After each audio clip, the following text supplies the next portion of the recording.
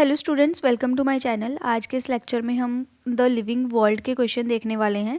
अब ये सीरीज़ मैंने दोबारा से स्टार्ट करी है, जिसमें +1 और +2 दोनों के जितने भी चैप्टर होंगे, जितने भी कॉन्सेप्ट होंगे, उसमें सबके क्वेश्चंस मैं यहाँ पे लेके आने वाली हूँ ताकि आपकी अच्छे तरीके से तैयारी हो जाए। ठीक है, तो आज हम स्टार्ट करने वाले हैं लिविंग वर्ल्ड। उससे पहले अगर आप मेरे चैनल पर नए हैं तो चैनल को सब्सक्राइब ज़रूर कर देना, जिससे आने वाली हर एक वीडियो की नोटिफिकेशन आपको मिल जाएगी एंड आपकी अच्छे तरीके से तैयारी हो जाएगी। तो सबसे पहला क्वेश्चन हम यहाँ पे देखने वाले हैं। कहता है विच of the following is not a characteristics of living organism. इसमें हमने देखना है कि जो लिविंग ऑर्गेनिजम्स होते हैं उनका करेक्टरिस्टिक्स कौन सा नहीं है। ठीक है, अब देखो ग्रोथ जो है वो भी करेक्टरिस्टिक्स है, रिप्रोडक्शन भी है, मेटाबॉलिज्म भी है, लेकिन जो क्रिस्टलाइजेशन है ना वो लिविंग ऑर्गेनिज्म का करेक्टर नहीं है। मतलब लिविंग ऑर्गेनिजम्स जो होते हैं उसमें क्रिस्टलाइजेशन नहीं होती। अब इसमें एक और भी आपको क्वेश्चन आता है कि क्या जो रिप्रोडक्शन है वो आपका लिविंग ऑर्गेनिज्म का करेक्टरिस्टिक्स है। तो अगर आपको क्रिस्टलाइजेशन यहाँ पे वर्ड नहीं मिलता है और बाकी वर्ड मिल रहे हैं, उसमें आपको रिप्रोडक्शन मिल रहा है, तो आपने रिप्रोडक्शन पे टिक लगानी है। क्यों? क्योंकि रिप्रोडक्शन जो है ना वो एक लिविंग ऑर्गेनिज्म का करेक्टरिस्टिक्स ये क्या है, एक बायोलॉजिकल है। क्या है? बायोलॉजिकल करेक्टरिस्टिक्स है लिविंग ऑर्गेनिज्म का। ठीक है, तो इसमें अभी आपका क्रिस्टलाइजेशन वर्ड आ रहा है, तो इसमें हमने टिक कौन सा लगाना है? That is option number D, crystallization. ठीक है, नेक्स्ट आ गया। कहता है the ability to sense the environment and response to stimuli is. कहता वो एबिलिटी जिससे हम इन्वायरमेंट में जो भी हो रहा है उसको सेंस करते हैं और उसके रिगार्डिंग हम रिस्पॉन्स करते हैं, तो उसको हम क्या बोलेंगे? क्या हम उसको कॉन्शियसनेस बोलेंगे, रिप्रोडक्शन बोलेंगे, मेटाबॉलिज्म बोलेंगे या ग्रोथ बोलेंगे? ठीक है, तो इसका करेक्ट ऑप्शन क्या आ जाएगा? Option number A, that is consciousness. Clear? Question number 3 है आपका, विच of the following shows growth from both side. कहता है दोनों साइड से ग्रोथ किसकी देखते हैं? क्या नेल्स जो हैं हमारी वो दोनों साइड से ग्रो करते हैं? हेयर जो हैं वो दोनों साइड से ग्रो करते हैं? बोन दोनों साइड से ग्रो करती हैं? या फिर जो रूट है वो दोनों साइड से ग्रो करती हैं? तो इसमें आपका करेक्ट ऑप्शन आ जाएगा option number D, that is root. अब जो रूट होती है प्लांट्स की या फिर स्टेम्स होती हैं वो क्या करती हैं? ग्रोथ शो करती है टिप से, जिसको आप एपिकल मेरिस्टेम बोलते हो। ठीक है, वो दोनों साइड से ग्रो करती हैं। समझ आ गई? नेक्स्ट आ गया आपका, कहता है reproduction is not a defining characteristics of living being because. अब देखो ये वाला वो क्वेश्चन आ गया जो हमने फर्स्ट वाले में समझा था। ठीक है, तो कहता है रिप्रोडक्शन जो है ना वो एक डिफाइनिंग करेक्टर नहीं है लिविंग ऑर्गेनिज्म का। क्यों? क्यों? कहता ऑल लिविंग बींग्स रिप्रोड्यूस। कहता क्योंकि सारे लिविंग ऑर्गेनिज्म रिप्रोड्यूस करते हैं, इसीलिए डिफाइनिंग करेक्टर नहीं है। Some living beings do not reproduce. कहता कुछ लिविंग बींग्स रिप्रोड्यूस नहीं करते, क्या इसलिए ये डिफाइनिंग करेक्टर नहीं है? Non living things also reproduce. क्या नॉन लिविंग थिंग्स रिप्रोड्यूस करते हैं? और रिप्रोडक्शन इज नॉट इम्पॉर्टेंट। अब ये वाला तो कट हो गया, रिप्रोडक्शन इंपॉर्टेंट नहीं है। Non living things also reproduce, ये भी गलत है। ऑल लिविंग बींग्स रिप्रोड्यूस, ये भी गलत है। तो इसमें आपका करेक्ट ऑप्शन क्या आ जाएगा? Option number B, that is some living beings do not reproduce. अब क्या कहता है? कहते हैं जो रिप्रोडक्शन है ना वो डिफाइनिंग करेक्टर नहीं होता लिविंग बींग्स का, वो क्या है? एक बायोलॉजिकल करेक्टर है। क्यों?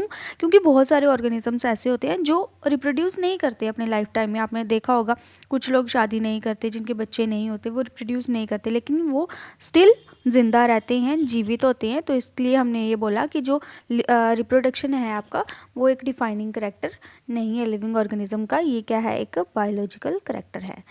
बायोलॉजिकल करेक्टर है ये लिविंग बींग्स का। क्लियर?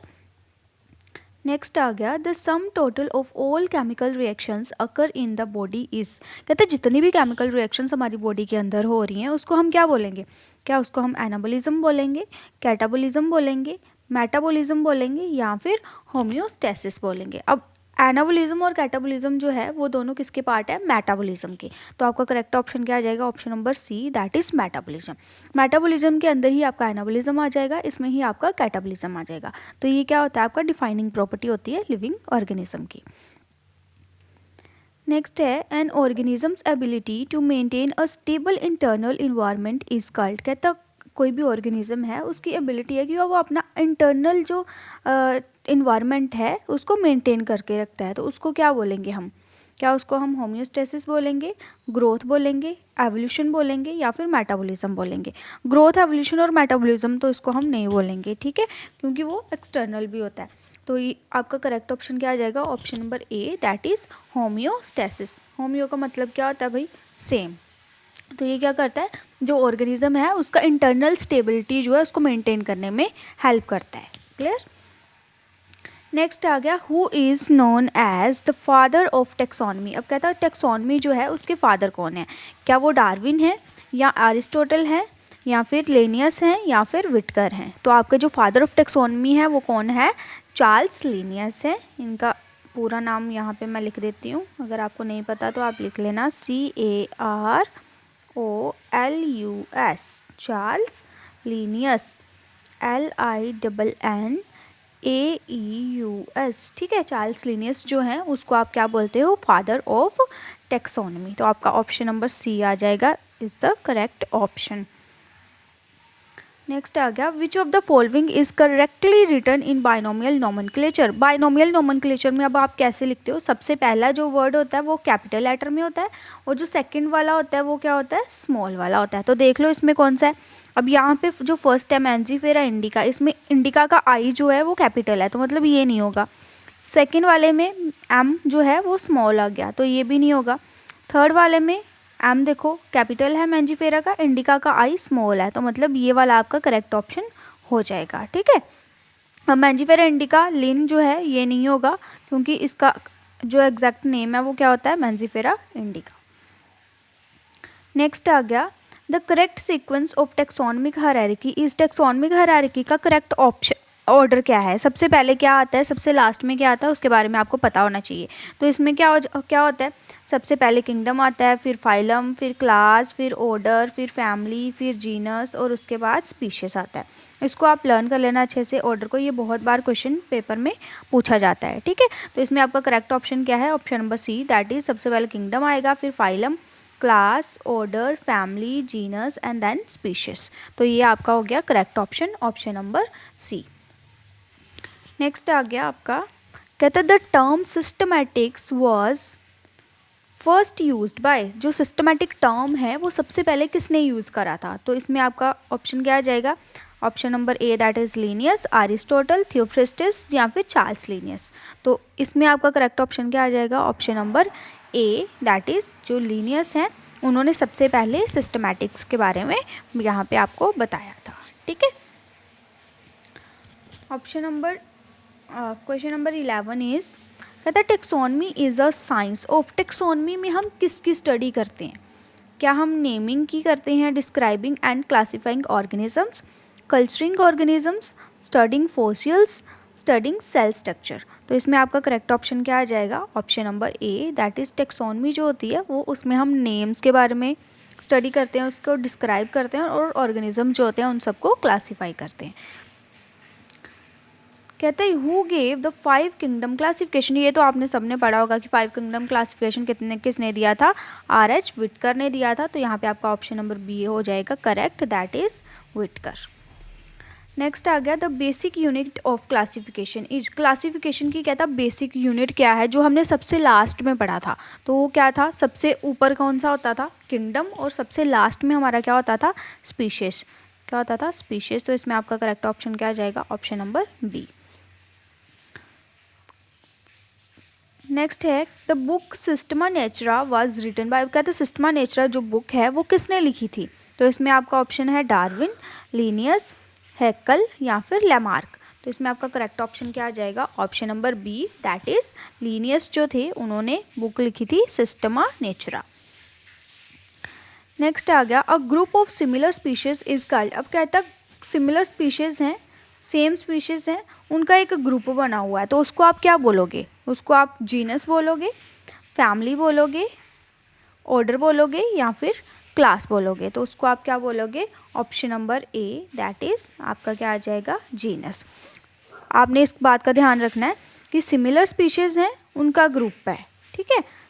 वो रिलेटिव भी हो सकते हैं या फिर अपने फैमिली वाले भी हो सकते हैं, तो उनका जो ग्रुप होता है उसको आप क्या बोलते हो, जीनस, ठीक है। अभी देखो लास्ट क्वेश्चन हमने पढ़ा था जो सबसे नीचे वाला था, अब देखो आ गया the largest taxonomic category is. Largest taxonomic category अभी हमारे पास कौन सी होती है, जो हमने सबसे पहले पढ़ा था, सबसे पहले कौन सा पढ़ा था, किंगडम। तो आपके पास करेक्ट ऑप्शन क्या आ जाएगा, option number A, that is kingdom. Next आ गया which of the following is an example of binomial nomenclature. अब आपने यहाँ पे बताना अकॉर्डिंग टू बाइनोमियल नोमेनक्लेचर कौन सा लिखा हुआ है। जैसे मैंने आपको पहले बताया था, जो पहला वर्ड होता है वो क्या होता है, कैपिटल में होता है, और दूसरा वाला क्या होता है, स्मॉल में होता है। तो अभी अब देख लो इसमें जो हमारे पास फर्स्ट ऑप्शन है होमो, ये क्या है, कैपिटल में है। सैपियंस क्या है, ठीक है, पूरा अच्छे तरीके से लिखा हुआ है, ये हमारा करेक्ट है। बाकी भी देख लेते हैं एक बार। कहते सैपियन का एस जो है वो स्मॉल है, ये नहीं होगा। होमो और सैपियन का एस जो है वो कैपिटल है, ये भी नहीं होगा। होमो सैपियन लिन, ये भी नहीं होगा। तो आपका करेक्ट ऑप्शन क्या आ जाएगा, option number A, that is Homo sapiens.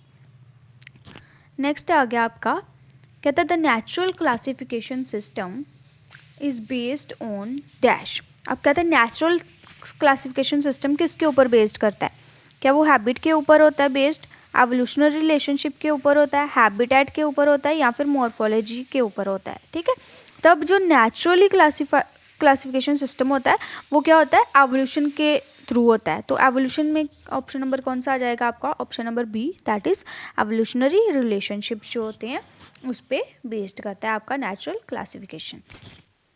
Next आ गया taxonomic studies are useful in. Taxonomic की स्टडी कहता है किस में यूज़फुल होती है, क्या वो एग्रीकल्चर में हेल्प करती है, मेडिसिन बनाने में हेल्प करती है, बायोडाइवर्सिटी कंजर्वेशन में हेल्प करती है, या फिर सब में करती है। तो जो टेक्सोनमिक स्टडी है उसमें आप डिफरेंट टाइप के उनके नाम्स लिखते हो, क्लासिफिकेशन लिखते हो, है ना, तो वो सारे किस में आ जाएंगे, टेक्सोनमिक की स्टडी में। तो इसमें आपका ऑप्शन क्या आ जाएगा, ऑल ऑफ द अबव।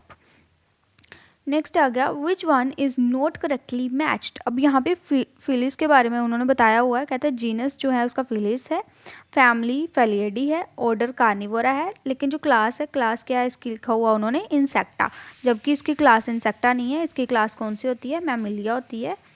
तो ये आपका क्या आ जाएगा, आपका करेक्ट ऑप्शन आ जाएगा, जो कि ऑप्शन नंबर डी है, ये करेक्टली मैच नहीं है। ठीक है, नेक्स्ट आ गया which one of the following is a defining property of living beings. कहता है इनमें से कौन सा है जो डिफाइनिंग प्रॉपर्टी है लिविंग बींग्स की। ठीक है, लिविंग बींग के बारे में पूछा हुआ है यहाँ पे। अब आपने अच्छे से ध्यान से सोच के फिर आंसर देना है। कहता है जो डिफाइनिंग प्रॉपर्टी क्या, ग्रोथ डिफाइनिंग प्रॉपर्टी है। अब देखो ना, ग्रोथ जो है वो नॉन लिविंग में भी होती है। नॉन लिविंग में कैसे होती है, जैसे ये कोई भी मान के चलो रॉक है, ठीक है, कोई पत्थर पड़ा हुआ है, इसके ऊपर आके डस्ट ऐड हो रही है, डस्ट ऐड हो रही है, तो इसका क्या हुआ, साइज इंक्रीज हो गया, मतलब क्या हो गया, ये इसकी ग्रोथ हो गई। ठीक है, क्लियर। सेकंड आपका है मूवमेंट। अब मूवमेंट की बात करें तो नॉन लिविंग थिंग्स को अगर हम एक जगह से दूसरी जगह लेके जा सकते हैं तो वो क्या होगी, उसकी मूवमेंट हो गई। रिप्रोडक्शन की बात करें तो रिप्रोडक्शन क्या है, ये डिफाइनिंग प्रॉपर्टी नहीं है लिविंग ऑर्गेनिजम्स की, जो मैंने आपको पहले बताया था, क्योंकि बहुत सारे ऑर्गेनिजम्स ऐसे होते हैं जो कि रिप्रोड्यूस नहीं करते हैं, तो वो स्टिल लिविंग होते हैं। ठीक है, इसमें आपका करेक्ट ऑप्शन क्या आ जाएगा, option number C, that is metabolism. अब मेटाबॉलिज्म जो है वो इंटरनल आपका जो मैकेनिज्म चलता है वो होता है। ठीक है, तो ये क्या हो गया, लिविंग ऑर्गेनिजम्स की एक डिफाइनिंग प्रॉपर्टी हो गई। ठीक है, नेक्स्ट आ गया growth is not considered as defining property because. कहता है ग्रोथ जो होती है ना उसको हम डिफाइनिंग प्रॉपर्टी नहीं बोल सकते। क्यों नहीं बोल सकते, क्योंकि non living things also grow. कहता क्यों, क्योंकि non living things also grow कर सकते हैं। यस, मैंने अभी आपको बताया था कि जो नॉन लिविंग थिंग्स हैं वो भी क्या कर सकती हैं भाई, ग्रो कर सकती हैं। सेकेंड ऑप्शन देख लेते हैं, all living things do not grow. कहता क्यों, सारे लिविंग ऑर्गेनिजम्स ग्रो नहीं करते, ये तो नहीं है। Growth stop after maturity, maturity के बाद ग्रोथ स्टॉप हो जाती है, नहीं, तो एंड ग्रोथ इज स्लो। तो इसमें आपको करेक्ट ऑप्शन क्या आ जाएगा, option number A, that is non living things also grow. Next आ गया which of the following can reproduce but is non living. कहता कौन सा है जो रिप्रोड्यूस कर सकता है बट नॉन लिविंग होता है। तो इसमें आपका ऑप्शन आएगा option number A, that is virus, option number B, that is bacterium, alga, या फिर फंगस। तो इसमें आपका करेक्ट ऑप्शन क्या आ जाएगा, option number A, that is virus. क्यों, क्योंकि जो वायरस होता है ना वो सिर्फ होस्ट के सेल के अंदर ही रिप्रोड्यूस कर सकता है, उसमें ही वो लिविंग बिहेव करता है।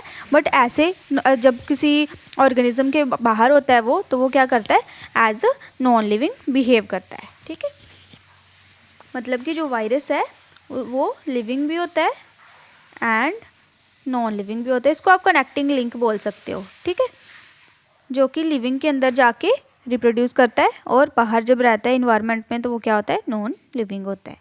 क्लियर।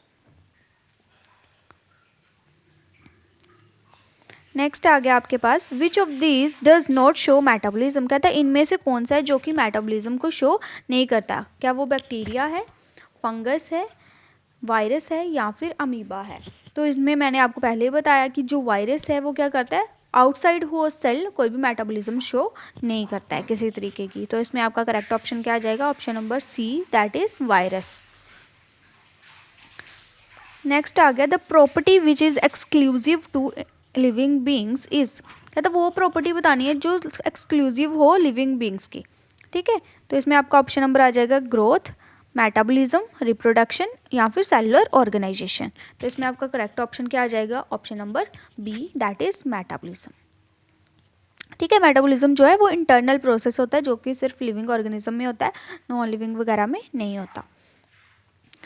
कहता है self consciousness is found only in. Self consciousness जो है कहता किस में होता है, सिर्फ ह्यूमंस में होता है, सिर्फ प्लांट्स में होता है, सिर्फ एनिमल्स में होता है या फिर ऑल लिविंग थिंग्स में होता है, ठीक है। तो जो सेल्फ कॉन्शियसनेस है वो जितने भी लिविंग ऑर्गेनिजम्स प्रेजेंट होते हैं हमारे आसपास सब में क्या होता है, सेल्फ कॉन्शियसनेस नहीं होता है, जो कि मतलब अपने बारे में सोच सकते हैं। सोचने वाली शक्ति वो किसको मिली हुई है, सिर्फ ह्यूमंस को। तो यहाँ पे आपका करेक्ट ऑप्शन क्या आ जाएगा, option number A, that is humans.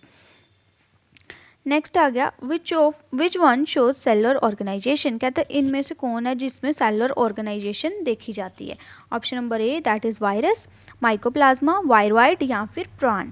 तो इसमें आपका करेक्ट ऑप्शन क्या आ जाएगा, जो माइकोप्लाज्मा है उसमें सेलुलर ऑर्गेनाइजेशन शो होती है, क्योंकि माइकोप्लाज्मा जो है ना वो स्मॉलेस्ट लिविंग सेल होता है जिसमें सेल वॉल प्रेजेंट नहीं होती आपकी। नेक्स्ट आ गया, response to stimuli is known as. जब भी हम कोई भी स्टिमुलस को रिस्पॉन्स करते हैं उसको हम क्या बोलते हैं, कॉन्शियसनेस बोलते हैं, ग्रोथ बोलते हैं, मेटाबॉलिज्म बोलते हैं या फिर रिप्रोडक्शन बोलते हैं। अब ग्रोथ तो है नहीं, मेटाबॉलिज्म भी नहीं है और रिप्रोडक्शन भी नहीं है, तो किसी भी स्टिमुलस को जब हम रिस्पॉन्स करते हैं उसको हम क्या बोलते हैं, कॉन्शियसनेस। नेक्स्ट आ गया, रिप्रोडक्शन इज़ एब्सेंट इन। अब रिप्रोडक्शन है वो किस में एब्सेंट होगा, क्या फंगी जो है वो रिप्रोड्यूस नहीं करती, म्यूल नहीं करता, अमीबा नहीं करता या फिर पैरामीशियम नहीं करता। अब देखो अमीबा और पैरामीशियम में हमने देखा था बाइनरी फ्यूजन में कि वो रिप्रोडक्शन करता है और फंगी भी करती है। तो ऑप्शन नंबर बी जो है म्यूल आपका, वो आपका आ जाएगा करेक्ट ऑप्शन, क्योंकि म्यूल जो होते हैं ना वो स्टीराइल हाइब्रिड होते हैं जो कि लिविंग तो होते हैं लेकिन कभी भी रिप्रोड्यूस नहीं कर पाते।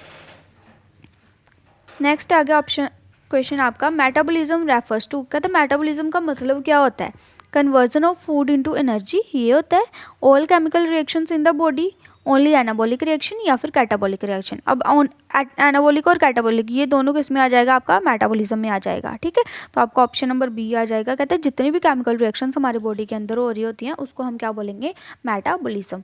उसमें आपका एनाबॉलिज्म भी आ जाएगा, यानी कि बिल्डिंग अप होना किसी भी प्रोडक्ट का, और कैटाबॉलिज्म यानी कि ब्रेक डाउन होना किसी भी चीज़ का, ठीक है।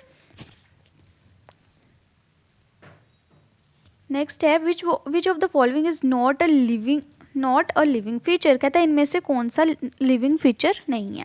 क्या मेटाबॉलिज्म नहीं है, ग्रोथ फ्रॉम इनसाइड ये नहीं है, क्रिस्टलाइजेशन या फिर रिप्रोडक्शन। तो इसमें आपको क्रिस्टलाइजेशन वर्ड दिख रहा है, इसका मतलब आपका करेक्ट ऑप्शन क्या हो जाएगा, क्रिस्टलाइजेशन। क्रिस्टलाइजेशन जो है वो लिविंग फीचर नहीं है।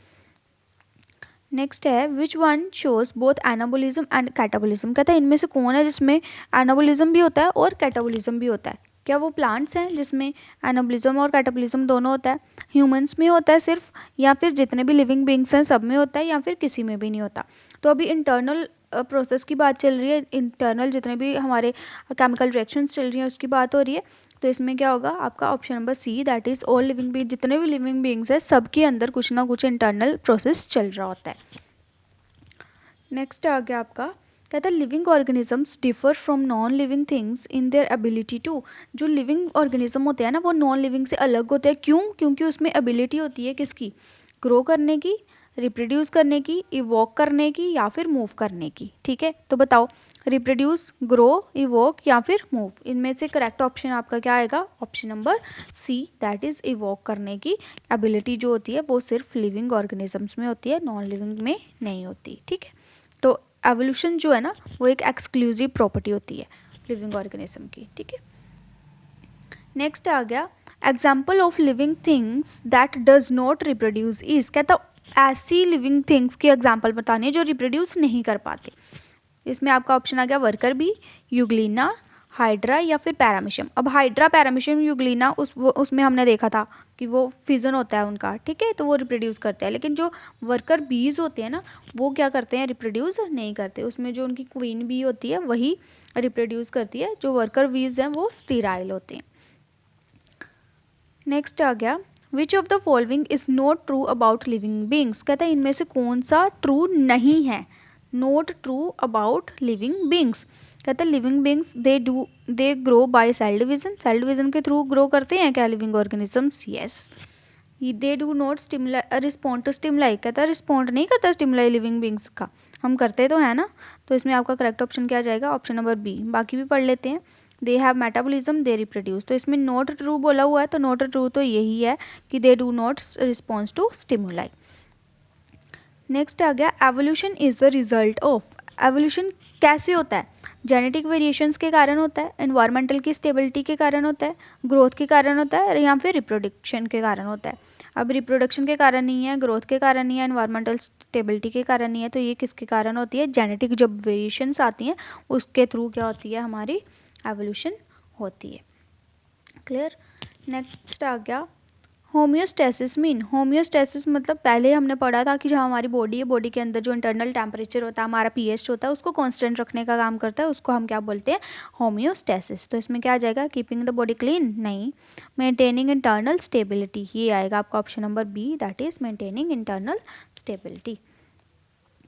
नेक्स्ट आ गया which is an example of cellular organisation. कहते हैं इनमें से कौन सी सेलुलर ऑर्गेनाइजेशन की एग्जाम्पल है? स्टोन है, वायरस है, बैक्टीरियम है या फिर डीएनए है। तो इसमें आपका करेक्ट ऑप्शन क्या आ जाएगा? जो बैक्टीरिया है वो क्या होता है? सिंगल सेल ऑर्गेनिज्म होता है, यानी कि उसमें सेलुलर ऑर्गेनाइजेशन होती है। नेक्स्ट आ गया the only defining property absent in virus is. कहते हैं एक डिफाइनिंग प्रॉपर्टी है जो वायरस के अंदर एब्सेंट है, मतलब माइनस में है, वो कौन सी है? क्या वायरस रिप्रोडक्शन नहीं कर सकते, ग्रोथ नहीं कर सकते, मेटाबॉलिज्म नहीं कर सकते या फिर एवोल्यूशन नहीं कर सकते? तो इसमें आपका क्या आ जाएगा correct option? That is option number C, metabolism जो होती है वो वायरस के अंदर एब्सेंट होती है, क्योंकि वायरस जो है ना वो क्या करते हैं? परफॉर्म नहीं कर सकते मेटाबॉलिज्म खुद से। नेक्स्ट आ गया the capacity to perform metabolism is observed in. कहते हैं वो कैपेसिटी जिसमें मेटाबॉलिज्म परफॉर्म करता है कोई भी ऑर्गेनिज्म, लिविंग सेल में होता है, ये वायरस में होता है, नॉन लिविंग क्रिस्टल्स में होता है या फिर आर्टिफिशियल सिस्टम्स में होता है। तो ये किस में होता है? जो भी पर्सन है, जो भी लिविंग ऑर्गेनिज्म है जो मेटाबॉलिज्म को शो करता है, तो वो किस में आएगा? आपका ऑप्शन नंबर ए में, दैट इज़ लिविंग सेल्स जो होते हैं उसमें ही आपकी मेटाबॉलिज्म होएगी, नॉन लिविंग में मेटाबॉलिज्म नहीं होती। नेक्स्ट आ गया the science of identification, nomenclature and classification is called. कहता है वो साइंस जिसमें हम आइडेंटिफिकेशन के बारे में पढ़ते हैं, नोमेनक्लेचर यानी कि उनका नामकरण करते हैं, और क्लासिफिकेशन के बारे में पढ़ते हैं, उसको आप क्या बोलते हैं? इकोलॉजी बोलते हो क्या? नहीं, टेक्सोनमी, मॉर्फोलॉजी या फिर एनाटॉमी। तो इसको हम क्या बोलेंगे? Option number B, that is taxonomy. Next आ गया हु इंट्रोड्यूस बाइनोमियल नोमेनक्लेचर। अब कहता है बाइनोमियल नोमेनक्लेचर जो है उसके बारे में हमें किसने बताया था, किसने इंट्रोड्यूस किया था? विटकर ने किया था, लीनियस ने किया था, अरिस्टोटल ने किया था या फिर डार्विन ने किया था? तो इसमें आपका करेक्ट ऑप्शन क्या आ जाएगा? जो लीनियस है उसको हम फादर ऑफ टेक्सोनमी भी कहते हैं, तो इन्होंने क्या किया था? बाइनोमियल नोमेनक्लेचर को इंट्रोड्यूस किया था। ठीक है, नेक्स्ट आ गया correct sequence of taxonomic hierarchy. ये मैंने आपको पहले बताया था। सबसे पहले क्या आता है ऊपर? किंगडम, किंगडम के बाद आ गया फाइलम आपका आएगा, फाइलम के बाद आपका क्लास आ जाएगा, क्लास के बाद आपका ऑर्डर आएगा, ऑर्डर के बाद family, genus and then species. तो इसमें आपका करेक्ट ऑप्शन क्या आ जाएगा? Option number B, that is kingdom, phylum, class, order, family, genus and then species. Next आ गया the term taxonomy was first used by. अब देखो जो चार्ल्स लिनियस है ना वो फादर ऑफ टेक्सोनमी उनको बोला जाता है, ठीक है। लेकिन जो सबसे पहले टर्म यूज़ करी थी टेक्सोनमी की वो किन्होंने की थी, कैंडोल ने। किसने की थी? कैंडोल जो है उन्होंने सबसे पहले ये टर्म यूज़ करी थी, दैट इज़ टेक्सोनमी। तो इसको आप अच्छे से ध्यान में रखना। नेक्स्ट आ गया the fundamental unit of classification. अब फंडामेंटल यूनिट जो है क्लासिफिकेशन की वो कौन सी है? जो हमने पढ़ा था अभी किंगडम, फैमिली, जीनस वगैरह का, तो उसमें जो सबसे छोटा वाला होता है उसको आप क्या बोलोगे? स्पीशीज। तो ऑप्शन नंबर ए आपका आ जाएगा, that is correct option. The category higher than genus. कहते हैं जीनस से पहले जो कैटेगरी आती है वो कौन सी आती है? अब सोचो सबसे पहले कौन सा आता था आपके पास? किंगडम। सबसे पहले आपका आता था किंगडम, देन आ गया फाइलम, फाइलम के बाद क्लास आ गई, देन ऑर्डर आ गया, ऑर्डर के बाद फैमिली आ गई, फैमिली के बाद जीनस आ गया एंड देन स्पीशीज। अब उन्होंने क्या पूछा है कि हायर देन जीनस, जीनस के ऊपर वाली जो कैटेगरी है वो कौन सी है? तो वो कौन सी है आपके पास? बताओ। तो वो आपकी करेक्ट ऑप्शन क्या आ जाएगा आपके पास? That is family. तो इसमें क्या आ जाएगा? ऑप्शन नंबर ए कि जो जीनस है, जीनस से हायर वाली क्या आ जाएगी कैटेगरी आपके पास? फैमिली। अब आ गया Homo sapiens belongs to the genus. Homo sapiens कौन से जीनस को बिलोंग करता है? अब दो वर्ड है हमारे पास, first one is Homo and second one is sapiens, ठीक है। ये वाला हमारा जीनस होता है और ये वाला हमारा स्पीशीज होता है। तो इन्होंने क्या बोला है? Homo sapiens belongs to the genus, genus के बारे में बोला है, यानी कि जीनस हमारा क्या है? होमो। तो इसमें आपका करेक्ट ऑप्शन क्या आ जाएगा? Option number B, that is Homo. Clear. Next आ गया, कहता in the name Mangifera indica, जे मैंगो का नाम होता है, ठीक है। कहता मैंजीफेरा क्या रिप्रेजेंट करता है? मैंने पहले बताया आपको दो होते हैं, ये जीनस होता है एंड देन ये क्या होता है? स्पीशीज होता है, ठीक है। तो इसमें आप उन्होंने क्या बोला कि मैंजीफेरा क्या है? तो मैंजीफेरा क्या आपका? जीनस। ऑप्शन नंबर सी आ जाएगा आपके पास correct option, Mangifera indica. Next आ गया the correctly written scientific name is. Correctly written scientific name कौन सा है? मैंने आपको पहले बताया था क्या होता है, जो पहला वर्ड होता है उसका कैपिटल वर्ड होता है, सेकंड वाले क्या क्या होता है? स्मॉल होता है। तो देख लो कहाँ पे है। जो फर्स्ट ऑप्शन है इसमें मैंजीफेरा इंडिका में दोनों में कैपिटल है, इसमें मैंजीफेरा इंडिका, हाँ ये वाला सही लग रहा है।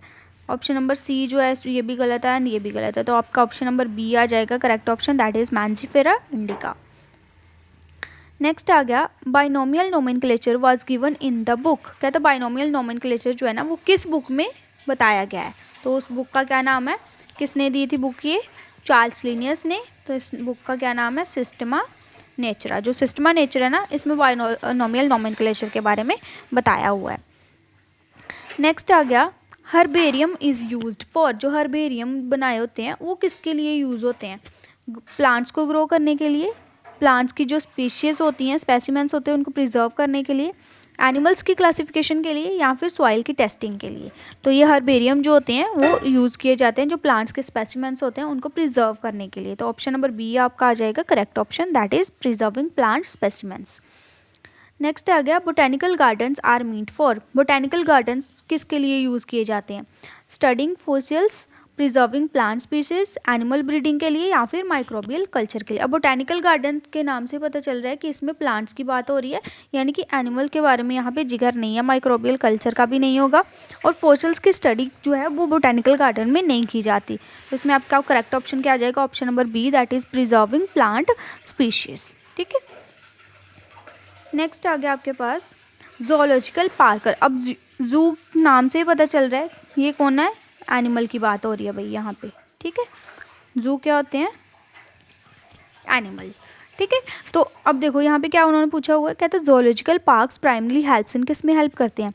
एनिमल स्पीशीज़ को प्रिजर्व करने के लिए, प्लांट रिसर्च करने के लिए, फोसिल्स की स्टडी, या माइक्रोबियल आइडेंटिफिकेशन। अब इन तीनों में कोई ऑप्शन नहीं है, ऑप्शन नंबर ए आपका आ जाएगा करेक्ट ऑप्शन, दैट इज़ जो एनिमल स्पीशीज़ होती हैं उनको प्रिजर्व करने के लिए जोलॉजिकल पार्क जो है वो बनाए जाते हैं। नेक्स्ट आ गया keys used for identifying plants और एनिमल्स आर कॉल्ड। वो कीज़ जिसको यूज़ किया जाता है प्लांट्स या एनिमल्स की आइडेंटिफिकेशन के लिए उसको आप क्या बोलते हो? टैक्सोनमिक कीज़ बोलते हो, फाइलोजेनेटिक ट्री बोलते हैं, हर्बेरियम शीट, या म्यूजियम। तो उसको हम क्या बोलते हैं? टैक्सोनमिक कीज़ जो होती हैं वो आइडेंटिफाई करती हैं प्लांट और एनिमल्स की स्पीशीज़ को, ठीक है। नेक्स्ट आ गया botanical gardens differ from herbarium in that. कहता है बोटेनिकल गार्डन और हर्बेरियम जो है वो दोनों एक दूसरे से डिफरेंट होते हैं। कैसे डिफरेंट होते हैं? बोटेनिकल गार्डन प्रिजर्व करता है ड्राइड स्पेसिमेंट्स को, या फिर बोटेनिकल गार्डन में लिविंग कलेक्शन होती है। हर्बेरियम एक लिविंग गार्डन है, या फिर जो बोटेनिकल गार्डन है वो सिर्फ रिसर्च के लिए यूज़ किए जाते हैं। तो इसमें आपका करेक्ट ऑप्शन क्या आएगा कि जो बोटेनिकल गार्डन्स है ना उसमें क्या होते हैं, लिविंग कलेक्शंस होती हैं, ठीक है, इसलिए वो हर्बेरियम से थोड़ा सा डिफरेंट होते हैं। नेक्स्ट आ गया taxonomic aids are necessarily because. Taxonomic aids जो हैं वो क्यों नेसेसरी हैं? Identification of species is difficult, classification complex होती है, मैनी स्पीशीज लुक सिमिलर, या फिर सारे। तो इसमें आपका करेक्ट ऑप्शन क्या आ जाएगा? Option number D, that is all of the above. Which one is an example of taxonomic aid? कहते हैं इनमें से कौन सी एग्जाम्पल है टेक्सोनमिक एड की?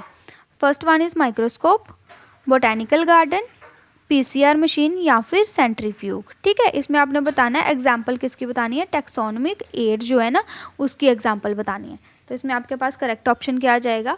Option number B, that is botanical garden जो है वो टेक्सोनमिक एड का एक एग्जाम्पल है। नेक्स्ट आ गया डाइकोटोमस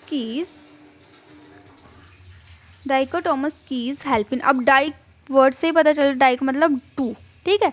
तो कहता है identifying a single species only, नहीं, तो इसमें दो की बात हो रही है, ये तो नहीं होगा। आइडेंटिफाई अननोन स्पीशीज सिस्टमेटिकली, या फिर प्रिजर्व प्लांट्स या ग्रो रेयर प्लांट। तो इसमें आपका करेक्ट ऑप्शन क्या आ जाएगा कि जो अननोन स्पीशीज होती है ना उनको आइडेंटिफाई करने के लिए इसका यूज़ किया जाता है डाइकोटोमस कीज का। नेक्स्ट आ गया museums help in taxonomy by. Museum जो है वो टेक्सोनमी में हेल्प करती हैं। कैसे करती हैं? प्रिजर्विंग एनिमल और plant species, providing food for animals, plant cultivation, या सॉइल एनालिसिस। अब ये तीनों तो होने नहीं है, ठीक है। तो इसमें आपका करेक्ट ऑप्शन क्या आ जाएगा? प्रिजर्व करते हैं ये एनिमल्स और प्लांट्स के स्पेसिमेंट्स को, ठीक है। जैसे आपने स्केलेटन वगैरह देखे होंगे एनिमल्स के या प्लांट्स के, तो वो सारा कुछ कौन करता है? म्यूजियम में देखते हो आप लोग जाके। नेक्स्ट आ गया herbaria are important for. Herbaria किसके लिए इंपॉर्टेंट है? टेक्सोनमी और एजुकेशन के लिए, सॉइल टेस्टिंग के लिए, कल्टीवेशन ऑफ क्रॉप्स के लिए, या फिर फूड प्रिजर्वेशन के लिए। अब फूड प्रिजर्वेशन के लिए तो अलग चीज़ें रखी हुई हैं, कल्टीवेशन ऑफ क्रॉप्स के लिए भी और सॉइल टेस्टिंग के लिए भी। तो यहाँ पे आपका करेक्ट ऑप्शन आएगा option number A, that is taxonomy और एजुकेशन के लिए हर्बेरिया जो है वो इम्पोर्टेंट रोल प्ले करता है। नेक्स्ट आ गया बायोलॉजिकल गार्डन्स वर फर्स्ट डिवेल्प्ड इन। बायोलॉजिकल गार्डन सबसे पहले कहाँ पर डिवेल्प हुए थे? तो वो इटली था जहाँ पे सबसे पहले बोटानिकल गार्डन जो है वो डेवलप हुए थे। तो इसमें आपका करेक्ट ऑप्शन आ जाएगा option number A, that is Italy. Next आ गया जोलॉजिकल पार्क्स कंट्रीब्यूट टू। अब जोलॉजिकल पार्क्स जो हैं वो किस में कंट्रीब्यूट करते हैं? बायोडाइवर्सिटी कंजर्वेशन में, पब्लिक एजुकेशन में, रिसर्च में, या फिर ऑल ऑफ द अबव। तो इसमें आपका करेक्ट ऑप्शन आ जाएगा option number D, that is all of the above. Next आ गया टेक्सोनमिक म्यूजियम में इंक्लूड। टेक्सोनमिक म्यूजियम जो होते हैं उसमें क्या क्या चीज़ें होती हैं? फॉसिल्स होती हैं, स्केलेटन होती हैं, प्रिजर्व्ड स्पेसिमेन होता है, या फिर सारा कुछ होता है। तो उसमें ऑब्वियसली बात है कि सारा कुछ ही होगा, तो इसमें आपका करेक्ट ऑप्शन आ जाएगा ऑप्शन नंबर डी। नेक्स्ट आ गया a herbarium sheet contain. Herbarium sheet जो होती है उसमें क्या होती है? लिविंग प्लांट्स होते हैं क्या, या फिर प्रेस्ड और ड्राइड स्पेसिमेन प्लांट्स होते हैं, या फिर सॉइल सीड्स होते हैं, या फिर सॉइल सैंपल होते हैं। तो इसमें आपका करेक्ट ऑप्शन क्या आ जाएगा? जो आपका हर्बेरियम है, हर्बेरियम में आपके हमेशा ड्राइड और प्रेस्ड प्लांट जो स्पेसिमेन होते हैं उनको रखा जाता है। तो आपका ऑप्शन नंबर बी आ जाएगा करेक्ट ऑप्शन। नेक्स्ट आ गया the importance of taxonomic aids includes. जो टेक्सोनमिक एड्स है उसकी इम्पोर्टेंस क्या है? आइडेंटिफिकेशन ऑफ अननोन स्पीशीज़, या फिर conservation of rare species, education and research, या फिर सारे। तो इसका सारे ही इसके बेनिफिट्स हैं, क्योंकि ये क्या करता है? अननोन स्पीशीज़ की आइडेंटिफिकेशन भी करता है, रेयर स्पीशीज़ की कंजर्वेशन भी करता है, एजुकेशन और रिसर्च में भी हेल्प करता है। तो इसमें आपका करेक्ट ऑप्शन आ जाएगा all of the above. Next आ गया Aristotle classified animals based on. Aristotle जो थे उन्होंने एनिमल्स को क्लासीफाई किया था on the basis of habitat, blood structure and movement, colour, या फिर सिर्फ डाइट। तो इसमें आपका करेक्ट ऑप्शन आ जाएगा कि उन्होंने क्या किया था? उसके ब्लड के अकॉर्डिंग, स्ट्रक्चर के अकॉर्डिंग एंड मूवमेंट के अकॉर्डिंग जो भी क्लासिफिकेशन करी थी उन्होंने एनिमल्स की, अरिस्टोटल ने। नेक्स्ट आ गया the father of modern taxonomy is option number 1, that is Darwin. Linnaeus, Haeckel and Whittaker. तो इसके बारे में हमने पहले भी पढ़ा था कि फादर ऑफ मॉडर्न टैक्सोनॉमी कौन है, दैट इज़ चार्ल्स लिनियस। तो इसमें आपका करेक्ट ऑप्शन क्या आ जाएगा, option number B, that is Charles Linnaeus. Next आ गया R.H. विटकर्स प्रपोज। R.H. विटकर ने क्या दिया था भाई, 5 किंगडम क्लासिफिकेशन दिया था। तो इसमें आपका करेक्ट ऑप्शन क्या आ जाएगा, option number B, that is 5 kingdom classification. Next आ गया the classification system based on evolutionary relationship is. कहता वो क्लासिफिकेशन सिस्टम बताना है जो एवोल्यूशनरी रिलेशनशिप के बेस्ड है। उसको आप आर्टिफिशियल सिस्टम कहते हो, नेचुरल सिस्टम कहते हो, फाइलोजेनेटिक सिस्टम कहते हो, या फिर बाइनोमियल सिस्टम कहते हो। तो इसमें आपका करेक्ट ऑप्शन आ जाएगा option number C, that is जो फाइलोजेनेटिक सिस्टम होता है उसको ही आप एवोल्यूशनरी रिलेशनशिप कहते हो। नेक्स्ट आ गया Linnaeus classified plants based on. Linnaeus ने जो प्लांट्स हैं उसको क्लासीफाई किया था on the basis of leaf shape, reproductive organ जिसमें स्टेमन और पिस्टल आ गया था, रूट्स टाइप्स या फिर स्टेम स्ट्रक्चर। तो इसमें आपका करेक्ट ऑप्शन आ जाएगा ऑप्शन नंबर बी। उन्होंने क्या किया था, रिप्रोडक्टिव ऑर्गन के अकॉर्डिंग उसको क्लासीफाई किया था, किनको, प्लांट्स को। नेक्स्ट आ गया आपका question, which kingdom has only prokaryotic organisms. कहते कौन सा किंगडम है जिसमें सिर्फ प्रोकैरियोटिक ऑर्गेनिज्म ही पाए जाते थे। तो किंगडम सबसे पहला कौन सा था हमारे पास, प्रोटिस्टा, मोनेरा, फंगी या फिर प्लांटे। तो इसमें आपका करेक्ट ऑप्शन आ जाएगा option number B, that is जो मोनेरा है ना उसमें सिर्फ प्रोकैरियोटिक ऑर्गेनिजम्स जो हैं वही पाए जाते हैं। नेक्स्ट आ गया which kingdom includes unicellular organism. कौन सा किंगडम है जिसमें सिर्फ यूनिसेलुलर ऑर्गेनिजम्स ही पाए जाते हैं। ऑप्शन नंबर ए मोनेरा, प्रोटिस्टा, फंगी या फिर प्लांट। तो इसमें आपका करेक्ट ऑप्शन क्या आ जाएगा, option number B, that is जो प्रोटिस्टा है उसमें आपके यूनिसेलुलर यूकैरियोट्स पाए जाते हैं। Which kingdom include decomposers. कहते कौन सा किंगडम है जिसमें डिकम्पोजर पाए जाते हैं। प्लांट में डिकम्पोजर होते हैं, फंगी में होते हैं, एनिमल्स में होते हैं, या फिर प्रोटिस्टा जो है उसमें आपके डिकम्पोजर होते हैं। तो आपका करेक्ट ऑप्शन आ जाएगा option number B, that is जो फंगी होती है उसमें डिकम्पोजर्स पाए जाते हैं। नेक्स्ट आ गया वायरस आर कंसीडर्ड। वायरस जो है वो मैंने आपको पहले बताया क्या वो लिविंग है, नॉन लिविंग है, प्रोकैरियोटिक है या फिर दोनों है, लिविंग और नॉन लिविंग। तो मैंने आपको पहले बताया कि जो नॉन लिविंग एक्ट करते हैं वो क्या करते हैं, किसी भी लिविंग ऑर्गेनिज्म की बॉडी के बाहर जब होते हैं तो नॉन लिविंग होते हैं, बॉडी के अंदर होते हैं तो वो क्या करते हैं, एज अ लिविंग शो करते हैं। तो मतलब ये कनेक्टिंग लिंक है between living and non living. तो आपका करेक्ट ऑप्शन आ जाएगा option number C, that is both living and non living. Clear. Next है binomial nomenclature means. Binomial nomenclature का क्या मतलब, बाई का मतलब होता है टू, ठीक है, नोमेनक्लेचर मतलब नेम्स। तो इसमें आपको क्लियर हो रहा है इसके नाम से ही। कहता one name for the species, ये तो नहीं होगा, टू नेम्स यानी कि जीनस और स्पीशीज, ये होगा आपका correct option, that is two names. अब देखो फैमिली एंड ऑर्डर नेम भी नहीं होता, कॉमन और साइंटिफिक नेम नहीं होता, जो मैंने आपको पहले बताया था। जैसे हमने बात करी थी होमो सैपियन की, होमो सैपियंस की बात करी थी, तो होमो इसमें क्या था, जीनस था, और ये क्या था, स्पीशीज था। तो बस उन्होंने यही पूछा बाइनोमियल नोमेनक्लेचर का मतलब क्या होता है, या उसका क्या मतलब होता है, दो नेम है जिसमें एक जीनस होता है और एक क्या होता है, स्पीशीज होता है। क्लियर। चलो जी, नेक्स्ट है कहते हैं the smallest unit of classification is. Smallest unit जो सबसे छोटे वाली होती थी, क्या वो फैमिली थी, स्पीशीज थी, जीनस थी या फिर क्लासेस थी। तो इसमें आपका करेक्ट ऑप्शन आ जाएगा option number B, that is जो स्पीशीज है ना वो क्या है, स्मॉलेस्ट यूनिट है क्लासिफिकेशन की। नेक्स्ट आ गया which of these is an example of natural classification. इनमें से नेचुरल क्लासिफिकेशन की आपने एग्जाम्पल बतानी है। लीनियर सिस्टम जो है वो नेचुरल है, फाइलोजेनेटिक सिस्टम, आर्टिफिशियल सिस्टम, या फिर इनमें से कोई नहीं है। तो नेचुरल सिस्टम में क्या क्लासिफिकेशन में क्या आता था, एवोल्यूशन के अकॉर्डिंग कि एवोल्यूशनरी हिस्ट्री कैसी है, एवोल्यूशनरी रिलेशनशिप कैसा है। तो ये आपका correct option number B correct आ जाएगा, दैट इज़ फाइलोजेनेटिक सिस्टम, जिसको आप एवोल्यूशनरी रिलेशनशिप भी बोलते हो। नेक्स्ट आ गया the book Systema Naturae was written. अब सिस्टमा नेचुरल जो बुक है वो सबसे पहले किसने लिखी थी, जो लीनियस हैं, लीनियस ने इस बुक को लिखा था। एंड कब लिखा था, 1735 में, 1859 में, 1758 में या फिर 1600 में। तो ये बुक उन्होंने लिखी थी 1735 में। चार्ल्स लीनियस ने लिखा था, LINNES सॉरी LINNAEUS, ठीक है, जो लिनियस थे उन्होंने इस बुक को लिखा था इन 1735 में।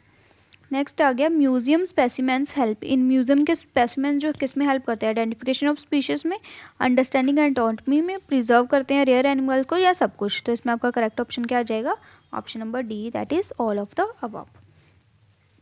नेक्स्ट आ गया which of the following is an artificial system, इन सब में से आर्टिफिशियल सिस्टम के बारे में अभी आपने बताना है कि लिनियस का सिस्टम आर्टिफिशियल था, फाइलोजेनेटिक सिस्टम आर्टिफिशियल था, 5 किंगडम क्लासिफिकेशन आर्टिफिशियल था, या फिर इनमें से कोई भी सिस्टम जो है वो आर्टिफिशियल नहीं है। तो इसमें आपका करेक्ट ऑप्शन क्या आ जाएगा, ऑप्शन नंबर ए जो है वो लिनियस का सिस्टम जो है वो आर्टिफिशियल है, क्योंकि फाइलोजेनेटिक यानी कि एवोल्यूशनरी रिलेशनशिप के बारे में बताया था, वो भी आर्टिफिशियल नहीं है, और जो 5 किंगडम क्लासिफिकेशन है वो भी नहीं है। तो जो लिनियस का सिस्टम है वो क्या है, आर्टिफिशियल सिस्टम है। नेक्स्ट आ गया which of these is the living collection, इनमें से लिविंग कलेक्शन कौन सी होती है, क्या हर्बेरियम में लिविंग कलेक्शन होती है, या फिर बोटेनिकल गार्डन में होती है, म्यूजियम में होती है, या फॉसिल कलेक्शन में होती है। अब जो हर्बेरियम है उसमें तो लिविंग कलेक्शन नहीं है, म्यूजियम में भी नहीं है, और फॉसिल्स में भी नहीं है। तो जो बोटेनिकल गार्डन आपका होता है इसमें आपकी लिविंग कलेक्शन होती है एनिमल्स की, प्लांट्स की, सॉरी। नेक्स्ट आ गया fossils are found in, fossils कहाँ पे फाउंड होते हैं, बोटेनिकल गार्डन में, जोलॉजिकल स्ट्रेटा में, या फिर हर्बेरियम में, या फिर जू में। तो इसमें आपका करेक्ट ऑप्शन क्या आ जाएगा, option number B, that is geological strata जो होता है ना, वहाँ पे आपको फॉसिल्स मिलती हैं। नेक्स्ट आ गया the science of describing and naming organism is, कहता है वो साइंस जो किसी भी ऑर्गेनिज्म को नाम देता है, उसको डिस्क्राइब करता है, उसको हम क्या बोलते हैं, इकोलॉजी बोलते हैं, नोमेनक्लेचर बोलते हैं, टेक्सोनमी बोलते हैं, या फिर जेनेटिक्स बोलते हैं। तो इसमें आपका करेक्ट ऑप्शन क्या आ जाएगा, option number B, that is जो नोमेनक्लेचर है वो क्या है, साइंस है जिसमें आप डिस्क्राइब करते हो, नेम देते हो किसी भी ऑर्गेनिज्म को।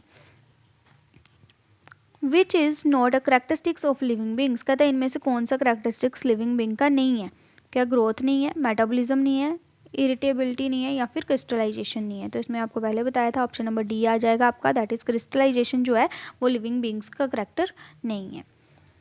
नेक्स्ट आ गया examples of unicellular eukaryotic includes, जो यूनिसेलुलर यूकैरियोटिक है ना उसमें उसका एग्जाम्पल आपने बताना है, क्या वो बैक्टीरिया है, या फिर अमीबा और पैरामीशियम है, फंगी है, या फिर एल्गी है। तो इसमें आपका करेक्ट ऑप्शन आ जाएगा option number B, that is amoeba and paramecium जो है वो यूनिसेलुलर होते हैं, ठीक है, एक ही सिंगल सेल से बने होते हैं। जैसे मैंने आपको पहले बताया था ये अमीबा है, सिंगल सेल से है, ये दोनों यही क्या करेगा, अपने आप को ब्रेक डाउन कर लेगा 2 पार्ट्स में, ठीक है, जिसको आप बाइनरी फ्यूजन बोलते हो। तो ये क्या हो जाएगा आपका यूनिसेलुलर ऑर्गेनिज्म है जो खुद को ही आगे जाके डिवाइड करता रहता है।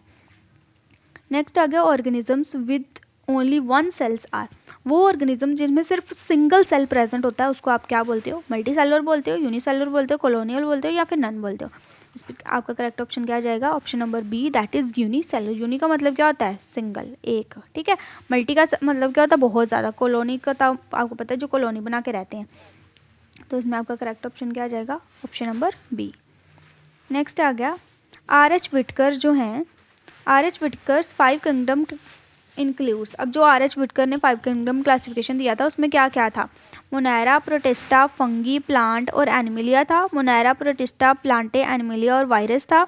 Monera, protista, Plantae, Animalia, protozoa था। तो इसमें देखो ऑप्शन नंबर बी में आप देखो यहाँ पे वायरस तो है नहीं, मतलब ये ऑप्शन नहीं है, प्रोटोजोआ भी नहीं है, तो ये भी नहीं है। तो ऑप्शन नंबर ए आपका आ जाएगा, that is Monera, protista, fungi, Plantae और एनिमिलिया। नेक्स्ट आ गया first botanical garden in India was established in, सबसे पहला जो बोटेनिकल गार्डन इंडिया में एस्टेब्लिश्ड हुआ था वो कहाँ पे हुआ था उसके बारे में आपने बताना है। कोलकाता में हुआ था, पुणे में हुआ था, लखनऊ में हुआ था, या फिर ऊटी में हुआ था। तो सबसे पहला जो बोटेनिकल गार्डन आया था वो कहाँ पे था, option number A, that is Kolkata में। और कब एस्टेब्लिश हुआ था, 1787 में एस्टेब्लिश हुआ था। किस पर्पज़ से, कल्टिवेशन के लिए और प्लांट्स की स्टडी करने के लिए, ठीक है। नेक्स्ट आ गया zoological parks are helpful for, zoological parks किस में हेल्प करते हैं, breeding endangered animals, education and research, conservation of species में, या फिर सब में। तो ये सब में हेल्प करते हैं। तो इसमें आपका ऑप्शन नंबर डी आ जाएगा, that is all of the above. अब डाइकोटोमस कीज के बारे में हमने पहले ही पढ़ा था, डाइको का मतलब 2, ठीक है। तो इसमें क्या आ जाएगा, कहते हैं किसके ऊपर बेस करता है, कॉन्ट्रास्टिंग करेक्टर के ऊपर, कलर ऑफ ऑर्गेनिज्म के ऊपर, साइज़ के ऊपर या फिर शेप के ऊपर। तो अब देखो साइज़ और शेप या फिर कलर ये तो मैटर नहीं करता, लेकिन उसके करेक्टर क्या हैं वो मैटर करते हैं। तो ये आपका करेक्ट ऑप्शन क्या आ जाएगा? Option number A, that is contrasting characters जो हैं उसके वो उस पर बेस्ड करता है। नेक्स्ट आ गया binomial nomenclature consist of. Binomial nomenclature में क्या होता था भाई? होमो सैपियन क्या था? ये जीनस था, ये क्या था? स्पीशीज था। यानी कि जीनस और स्पीशीज इसमें होते हैं। तो आपका करेक्ट ऑप्शन क्या आ जाएगा? Option number B, that is genus plus species. Next आ गया species is defined as. Species को आप कैसे डिफाइन करते हो? Group of similar organism capable of inbreeding, या फिर single organism, family of organism, या फिर जीनस ओनली। तो स्पीशीज का मतलब क्या होता है? जिसमें बहुत सारे सिमिलर ऑर्गेनिज्म जो है वो इनब्रीडिंग कर पा रहे हो। तो उसमें आपका करेक्ट ऑप्शन क्या आ जाएगा? Option number A, that is group of similar organism capable of inbreeding. ठीक है। नेक्स्ट आ गया द ब्रांच ऑफ वेट ओहो, कहता है the branch of biology deals with the study of diversity of life is called. कहता है वो ब्रांच बायोलॉजी की जिसमें हम लाइफ की डाइवर्सिटी के बारे में पढ़ते हैं उसको आप क्या बोलते हो? क्या इकोलॉजी बोलते हो, टेक्सोनमी बोलते हो, जेनेटिक बोलते हो, या फिर मॉर्फोलॉजी बोलते हो? तो इसको आप क्या बोलते हो? Option number B, that is जो टेक्सोनमी होती है ना, उसमें आप डाइवर्सिटी की स्टडी करते हो, आइडेंटिफिकेशन पढ़ते हो, क्लासिफिकेशन पढ़ते हो, और ऑर्गेनिज्म को जो भी नेमिंग वगैरह दी जाती है वो किस में दी जाती है? टेक्सोनमी में दी जाती है। नेक्स्ट आ गया classification based on evolutionary history is called. ठीक है। कहता वो क्लासिफिकेशन जो एवोल्यूशनरी हिस्ट्री पे बेस्ड हो वो कौन सी होती है? आर्टिफिशियल होती है, नेचुरल होती है, फाइलोजेनेटिक होती है, या फिर बाइनोमियल। तो ये मैंने आपको बहुत बार बता दिया है। फाइलोजेनेटिक रिलेशनशिप जो होता है वो एवोल्यूशनरी रिलेशनशिप होता है। नेक्स्ट है which is the broadest taxonomic category. कहता इनमें से ब्रॉडेस्ट मतलब सबसे बड़ी बतानी है। अभी आपने हमने पहले क्या किया था? छोटी बताई थी, अभी हमने बड़ी बतानी है। तो सबसे पहले कौन सी आती थी हमारे पास? किंगडम। तो हमारे पास क्या आ जाएगा? Option number C, that is kingdom जो है वो ब्रॉडेस्ट है। ठीक है। नेक्स्ट आ गया which of the following is an example of a cellular organism. अब इनमें से अ सेलुलर ऑर्गेनिज्म बताना है। ठीक है। वेदर वो वायरस है, बैक्टीरियम है, अमीबा है, या फिर फंगी है। तो इसमें आपका करेक्ट ऑप्शन क्या आ जाएगा? Option number A, that is virus. Virus जो होता है उसमें सेलुलर स्ट्रक्चर्स नहीं होते। ठीक है। तो वो क्या करता है? अपने होस्ट के ऊपर डिपेंड करता है, अपने लाइफ के जितने भी फंक्शन परफॉर्म करता है उसके लिए होस्ट पे डिपेंडेंट होता है वो। ठीक है। नेक्स्ट आ गया the organism paramecium belongs to kingdom. अब पैरामीशियम कौन से किंगडम को बिलोंग करता है? इसके नाम से भाई याद कर लो। पी से पैरामीशियम एंड पी से प्रोटिस्टा। ठीक है। मोनेरा, प्रोटिस्टा, फंगी या प्लांटे? इसमें तो है नहीं। ऑप्शन नंबर बी आ जाएगा आपका, दैट इज़ प्रोटिस्टा। पी से पैरामीशियम और पी से ही प्रोटिस्टा। इसको याद रख लो, अच्छे से लर्न कर लेना कि पैरामीशियम जो है वो प्रोटिस्टा किंगडम से बिलोंग करता है। नेक्स्ट आ गया फोसिल्स प्रोवाइड इन्फॉर्मेशन अबाउट। अब कहते हैं जो फोसिल्स होती है ना वो इन्फॉर्मेशन प्रोवाइड करती है किसके बारे में? पास्ट लाइफ फॉर्म्स के बारे में, जो रॉक की एज होती है उसके बारे में, या फिर एवोल्यूशनरी हिस्ट्री के बारे में, या फिर सबके बारे में। तो यस, जो फोसिल्स होती है उसमें हमें उसकी एज कितनी है ना पता चल जाता है ना। अब डायनासोर के बारे में हमने पढ़ा कि जो डायनासोर है उसके जो फोसिल्स मिले थे उससे हमें पता चल गया कि वो कितने पुराने हैं, यानी कि उसकी एज का पता चला, एवोल्यूशनरी हिस्ट्री के बारे में पता चला, प्लस पास्ट लाइफ किस तरीके की थी उसके बारे में भी हमें पता चला। तो इसमें आपका करेक्ट ऑप्शन आ जाएगा option number D, that is all of the above. Next आ गया phylogenic system based on. Phylogenic का हमने पहले बताया मैंने आपको क्या? एवोल्यूशन से रिलेटेड। तो इसमें आपका क्या आ जाएगा? मॉर्फोलॉजी आएगा, एनाटॉमी आएगा, एवोल्यूशन आएगा, या हैबिटेट आएगा? ऑप्शन नंबर सी आ जाएगा आपका, that is correct option, evolution. 100th and last question अभी हमारा है, कहता main purpose of the taxonomy. Taxonomy का मेन पर्पस क्या है? हम क्यों पढ़ रहे हैं टेक्सोनमी को? क्या इसमें आइडेंटिफिकेशन के बारे में पता चलता है, नेमिंग के बारे में पता चलता है, क्लासिफिकेशन के बारे में पता चलता है, या फिर सबके बारे में पता चलता है? तो इसमें आपका करेक्ट ऑप्शन आ जाएगा option number D, that is all of the above. क्योंकि इसमें हमें आइडेंटिफिकेशन के बारे में भी पता चलता है, नेमिंग के बारे में भी पता चलता है, और क्लासिफिकेशन भी होती है ऑर्गेनिजम्स की। तो इसमें क्या आ जाएगा आपका? टेक्सोनमी। तो इसके साथ ही हमारे जो 100 क्वेश्चन थे वो कंप्लीट हो गए हैं। नेक्स्ट मैं लेके आऊँगी, नेक्स्ट वाला चैप्टर जो होगा, नेक्स्ट जितने भी आपके क्वेश्चन हैं, मेरे ख्याल से 100-200 वीडियोस बन जाएंगी इसके ऊपर। तो आप अगर अच्छे से तैयारी करना चाहते हैं तो चैनल को सब्सक्राइब ज़रूर कर देना और बेल आइकन को प्रेस कर देना, जिससे आने वाली हर एक वीडियो की नोटिफिकेशन आपको सबसे पहले मिल जाए। तो मैं मिलती हूँ आपको नेक्स्ट वीडियो के अंदर, तब तक के लिए आप चैनल को सब्सक्राइब कर देना।